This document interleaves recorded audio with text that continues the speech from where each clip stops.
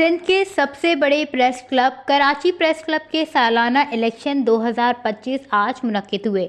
Election 2025 के लिए दी Democrats और इंडिपेंडेंट पैनल के दरमियान मुकाबला रहा। सदर के ओहदे पर डेमोक्रेट के फासिल जमीली और इंडिपेंडेंट के अयूब जान सरहंदी आमने सामने रहे। नायब सदर के ओहदे पर अरशद खोकर बगैर मुकाबले के कामयाब हो गए, जबकि सेक्रेटरी के ओहदे पर डेमोक्रेट के इमरान अयूब और इंडिपेंडेंट के कमर रिजवी के दरमियान मुकाबला जारी रहा।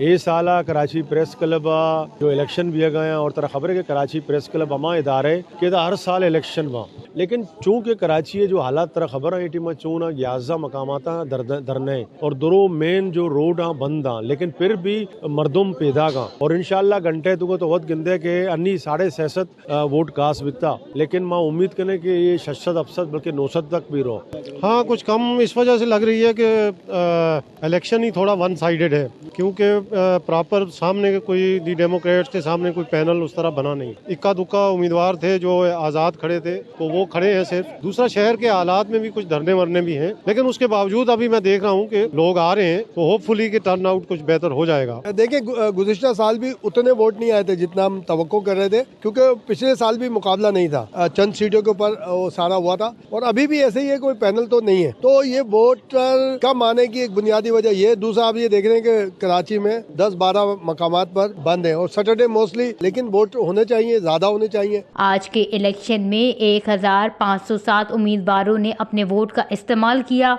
इंतखाबात सुबह 9 बजे से शाम 5 बजे तक जारी रहे। वश न्यूज़, कराची।